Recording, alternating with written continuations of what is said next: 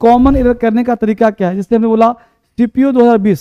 अब एक क्वेश्चन लिया हूं ताकि वह क्वेश्चन जो बार बार इसकी फ्रीक्वेंसी ज्यादा हो, जिसके पूछने की संभावना ज्यादा है, और इसमें अलग अलग भी कर दिया। देखो अलग अलग का मतलब ये हुआ कि जो क्वेश्चन है ना, जैसे व्हेन ही गोज, तो एक खत्म नहीं है, एक क्लाउज हो गया।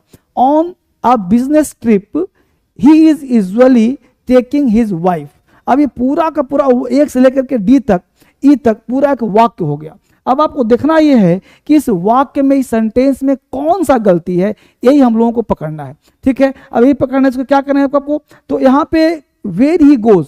अब वेन होता क्या है, तो हमने कंडीशनल का ही लिया है क्वेश्चन, जैसे वेन है, वेनेवर है, इफ होता है, until, unless, as soon as long as, ये सब ऐसे वर्ड हैं जिनका प्रयोग सिंपल प्रेजेंट में करते हैं। जैसे वेन, जब, वेन का मतलब अगर कब हो रहा है तो क्वेश्चन पूछ रहा है, जैसे तुम कब आओगे, वेन विल यू कम, तुम कब आते हो, वेन डू यू कम।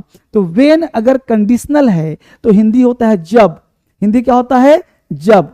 तो जब क्या है, कंडीशनल है, जब तुम वहां जाओगे, वेन यू गो देयर, है ना। तो वेन के साथ विल शैल नहीं आएगा कंडीशनल में, तो when he goes on a business trip हो गया, जब वह ट्रिप पे जाता है। ही यूजुअली टेक्स, वो प्रायः अपने वाइफ को साथ ले जाता है। तो टेकिंग नहीं होगा, टेक्स होगा, क्योंकि वेन का प्रयोग सिंपल प्रेजेंट टेंस में करते हैं।